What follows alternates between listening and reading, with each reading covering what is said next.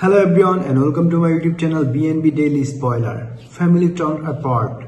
Taylor chooses Deacon. Taylor must choose between Deacon, Steffy, Kelly, and Hayes. Taylor Hayes understood she had to pick between dating Deacon Sharp and having Steffy Forrester Finnegan Kelly Spencer, Sophia Parras, and Hayes Finnegan in her life. Taylor gave Deacon the option of withdrawing from their relationship over the phone. Deacon wanted to be with the woman he actually loved and get away from Sheila Sharp, who was impeding his relationship with his children. Taylor disconnected in a hurry when Steffy arrived home. Taylor then admitted that everything had blown up with Deacon and that they could no longer ignore their feelings. Steffy objected to Deacon and Taylor's relationship. Steffy had drawn the line with John Finnegan to keep Sheila out of their life, and now she was drawing the same line with Taylor. That's why Steffy made it clear that if Taylor continued to socialize with Deacon, she would no longer be a member of the family. Taylor couldn't believe it, but Steffy maintained she had two little souls to defend. Steffy was emphatic that Taylor could not be a part of her or the children's lives if she continued to pursue a relationship with Deacon. It was simply too hazardous because Sheila could unleash her wrath. At Il Giardino, Sheila was chopping fish heads for the restaurant special. Deacon recognized they should talk about it another time, but he went forward with his attempt to break up with Sheila. Deacon began talking about how they had met at the appropriate time and how Sheila had improved her life. After Deacon emphasized Sheila's unwillingness to back down, she wondered what he was really saying. Finn picked up Hayes, who was hoping to have another sleepover with Will and Dylan soon. Hayes hugged Dylan, who appeared to go out of her way to emphasize what a wonderful child he is. Dylan seemed to be saying farewell in case she complied with Ivy Forster's request to leave town. Dylan appeared heartbroken after Will departed to visit Electra Forster on Monday's B&B episode. Ivy had backed her into a corner. In the Forster design office, Ivy brags to Electra about all the sales she earned during her business trip to San Francisco. Ivy also had a flashback to her argument with Dylan and stated that she would do everything she could to ensure Electra has the life she deserves. Will arrived with flowers after Ivy had left, and the two had a lovely reunion. There was some discussion regarding the sleepover before Will said Hayes appeared to have a crush on Dylan. Will claimed that Hayes could see Dylan was a wonderful person, but Electra appeared nervous as Will praised her. Ivy entered Dylan's guest room and once again urged her to leave Los Angeles, or she would inform Electra of her inappropriate behavior. Dylan tried to object, but Ivy stood firm. After Electra contacted Dylan to thank her for assisting Hayes, Dylan hinted at some good news. Electra suggested Dylan come to the Forster office and share it with Will, as she was already there.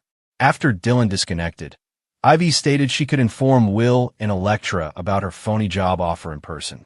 Ivy also wanted Dylan to express her gratitude and apologize for any trouble she created before leaving town permanently. According to the bold and the beautiful spoilers, Dylan will be in a tight place, so stay tuned for updates on all of the upcoming drama. The bold and the beautiful spoilers. Taylor Hayes picks Deacon over her own daughter. Taylor Hayes sat near the window, sipping tea she hadn't finished. Her voice, the one that had preached about ethics and holding people accountable, had become muted in the face of this particular storm. Steffy Forster's jaw was set across from her, like a hinge attempting to lock a door. Finn hovered near the hearth, the physician's posture rigid with the urge to repair and heal. Ridge regarded it all with a slow, solitary calculation. These chambers had hosted numerous reckonings. No one desired this one. Deacon's history is a fact, Steffy remarked, the statement sharp. It's not a rumor that we can deflect with rehearsed platitudes. He's wounded genuine people. Taylor, I'm not asking you to denigrate love. I'm asking you to pick what will protect our family. Taylor's hands, clasped over the teacup, remained steady. She had enjoyed being the moral anchor in public, but it was more difficult to be that center in private when her heart was on the line. I know what he's done, she stated calmly. I recognize the headlines. I understand the apologies. I also understand that people may change, Steffy. And you believe what? Because he said he did? Because he approached you with words that seemed like a remedy. Steffy's voice soared. There's a difference between hope and recklessness, Mom. Taylor braced herself. This was the crux of it. Love against responsibilities. Taylor's daughter had reasons to be wary of Deacon, not because she disliked him, but because Steffy had helped women who had been abused by men like him. She'd seen friends fall apart as a result of betrayals, and she'd counseled folks who were left with lifelong scars. Her protectiveness was intense, and it struck like a charge. He's been in counseling for months, Taylor said. He's on probation for past conduct. He's enrolled in programs and has shown up. Steffy, he's shown up for me. But simply showing up is not enough, Steffy responded. Showing up does not prevent Sheila from coming after him or you. Deacon's past includes predators who will utilize what they know. You understand this. You trained to see it. A tense silence settled. Finn's hands clasped Taylor's and squeezed. He'd seen the aftermath of danger too many times. A doctor sees patterns and results in bones and blood. He was one of the first persons Deacon approached, not because it was his job, but because he believed in the power of human change. However, Finn's trust had boundaries. His duty to protect, especially when it came to other people's children, tugged like gravity. You have to understand, Taylor stated softly but firmly. What does abandoning Deacon because of his past self teach him about honesty and repair? What does it inform me about the principles I've advocated for? The questions were honest and direct. I can't unsee the man he's working to be. Steffy's face tightened. And what about me? How about my children? What about the potential consequences for their lives? Her voice was hushed now, tinged with apprehension.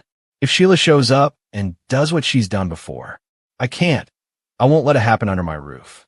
Taylor closed her eyes and saw impediments as facts, police reports, hospital rooms, and court records. She had nightmares in which practicality displaced compassion. But she also had days of tenderness with Deacon, little dogged acts of repair unrelated to headlines, listening to a neighbor's problems at a shelter, volunteering with battered women's support organizations, and showing up for routine check-ins. She had witnessed the rawness of a guy clutching his faults like a ledger and attempting to pay them back. The argument did not end there. It dragged into the evening with terms like chair scrapes and folded paper rust. Steffy left the room as if she had been asked to watch a toddler walk down the street. Ridge waited at the doorway, and for once, the family patriarch's position was less about authority and more about the agony of witnessing one of his own choose. That night, when the house had settled and the city outside hummed with indifferent light, Taylor sat across from Deacon in the little kitchen of the cottage she had leased to feel calmer. She preferred the hum of less elaborate rooms. He was older than the headlines, a man whose life had previously been a series of terrible decisions. Now he appeared tired in a fresh and honest way, not sullen, but exhausted from striving to be better. You heard them, he stated. The pain in his voice was a language Taylor recognized. I understand what they say. I know exactly what I did. I overheard them, she said.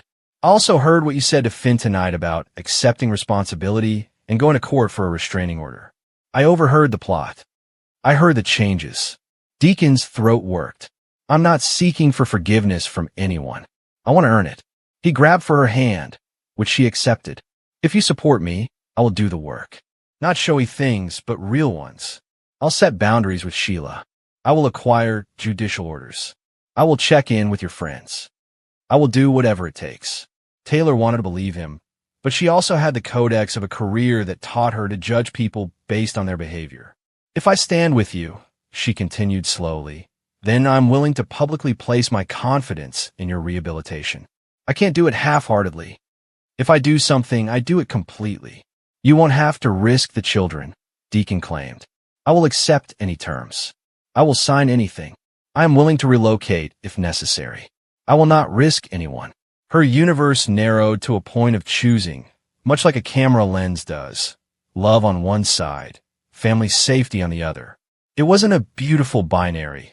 It was the awful arithmetic of individuals bound by history and possibility. She pictured Steffy's future grandkids, the faces she adored in ways that transcended time, and the kind of life she wished to model for accountability. Both visions were correct. Both demanded sacrifices. A week later, the fracture had expanded into an ultimatum. Steffi came to Taylor with a stone face. "Either you choose family or you choose Deacon," she remarked without flourish. "I can't keep pretending I don't feel threatened. If you stay with him, I will be unable to keep our children at your residence. I won't put them at risk." Ridge stood behind Steffi, like a slow-moving wall of paternal responsibility. He said little. When he did, his voice was full of remorse. "We love you, Taylor. Your decisions have always been your own, but the family must defend its members." Deacon sat with the words, as if he were hearing a verdict. He knew this may happen and had educated himself to expect consequences rather than surprises. "If that's the price," he replied, "I understand. I do not want you to feel pressured. I just want you to be honest with me." Taylor's throat clenched. "My honesty is that I love him," she finally said. "I also adore you all. But if we can only protect through exile, who gets to change? No one gets to decide rows of people's dangers with their heart," Steffi said with indignation. "We have to think about the children." Taylor made a choice that was both public and private. She chose Deacon. It wasn't a frivolous, romantic disobedience. She carefully recorded the length of a prayer.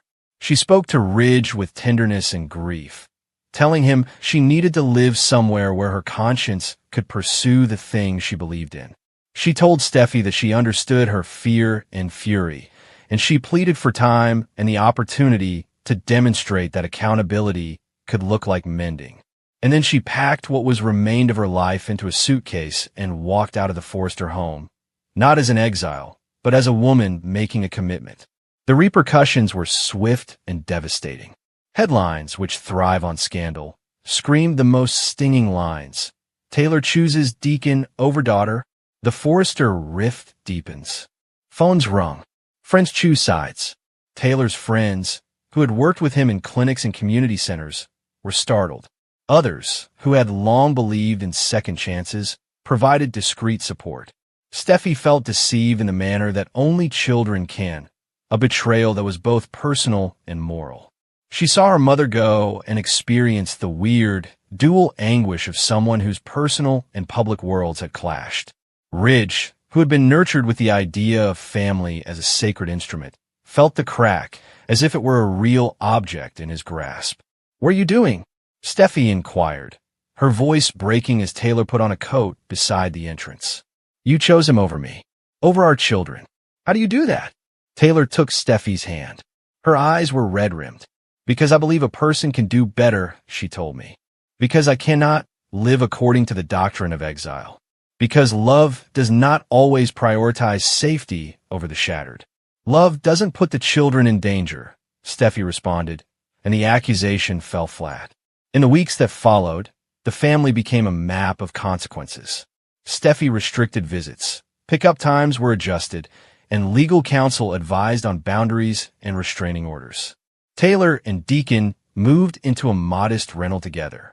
She made lists of regulations with him, insisted on GPS check-ins for his car, and asked that he give up certain liberties he'd previously taken for granted. Deacon complied, sometimes awkwardly, sometimes with humility that bordered on veneration. The children at home were in a state of limbo, waiting for explanations. "Grandma's staying with Deacon for now," was all some parents dared to say. The playdates were supervised. Taylor's visit was conducted in accordance with established protocols. The agony of partial access was a constant, dreadful presence. For a while, the community watched and waited. Deacon developed a habit of proof. He attended early for counseling sessions, publicly denounced past practices, and picked up litter behind shelters. He signed affidavits. He complied with probation. And Taylor, who was obstinate, principled, and occasionally infuriating to those who loved her, turned her life into a case study of what occurs when optimism triumphs over fear. However, soap towns have long memories and long knives. Sheila, who existed only in rumor and hazardous possibility, watched from the sidelines, her hatred like fuel. She threatened in cryptic texts and discussions that implied she had more options than anyone wanted. Rumors resurfaced about the presence of a cleaver. Security brightened. Finn called twice per day. The family's lawyers sought protective restraining orders. The world that enjoys a show cheered or jeered, depending on preference. Steffy arrived at Taylor's temporary home unexpectedly one night. Months later, when the weather had cooled and the leaves had fallen like the lightest form of morning, she discovered her mother and Deacon sitting at the small kitchen table, eating takeout and drinking tea. Deacon looked up, startled, and offered a respectful nod. "Can we talk?" Steffy inquired, without prelude. Taylor's face became softer under the lamplight. "Always," she replied. Steffy sat down, as if prepared for a trial. "I've watched you defend him," she said. "I've seen him make promises, and I've seen you forsake your position as a mother to keep those promises. I want to ask you a question. Do you perceive yourself and me anymore? Or did you pick him to protect yourself?" Taylor's response was swift and honest. "I see you," she said. "Every day. If I had the choice, I would do things differently. But, to be honest, I needed to demonstrate to the individual who had injured me that I believe in healing. I needed to show him the scaffolding from which to get out." Steffy lowered her shoulders, as if she had been holding her breath for months. "What if he fails?" she inquired, her tone razor-sharp. "Then I'll face the consequences," Taylor stated. "However, I will never relinquish the belief that individuals may change. I will not be the one whose fear becomes their sentence." Her hands trembled slightly. "I cannot compel you to comprehend. I simply ask that you know I adore you." Steffy's eyes glistened. The bond between mother and daughter is complicated, with debts, forgiveness, and tiny mercies. "I want you to be safe, Mom," she explained. "I do not want our children to be in the middle.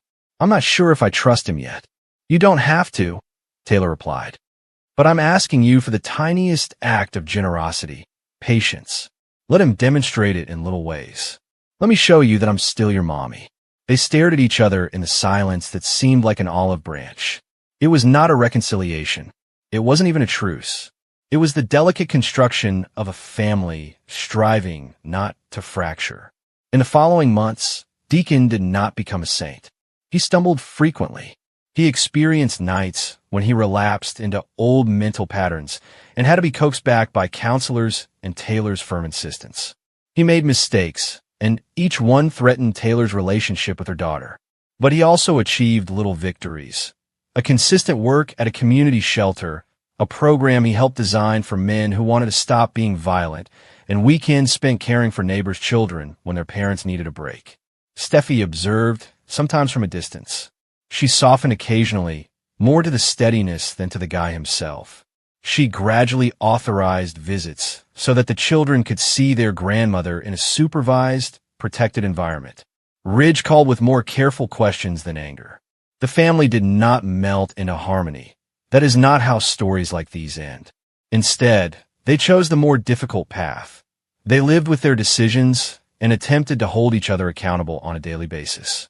If Taylor's decision had been scandalous, it had also been a test of whether people can evolve, and if love must always be the kind that protects or, in some cases, trusts. The community continued to whisper as opinion columns sharpened their knives. But inside the chaotic, honest machinery of daily life, the transformation was quieter. A phone call to check in, a counselor's note put away, and an unexpected tiny birthday present for a grandchild. Months later, after a year of tiny, painstaking effort, when a judge noticed Deacon's consistent growth and the probation officer's paperwork had changed from the previous year, Steffy came downstairs one morning and put her arms around Taylor. "I'm not there," she explained, "but I'm not as angry. That counts for something."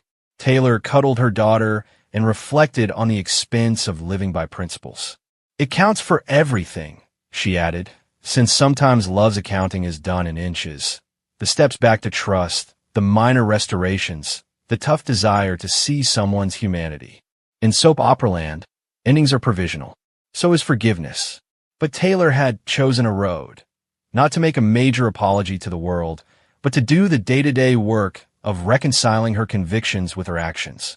Whether the family would ever be completely whole was a question without a simple solution.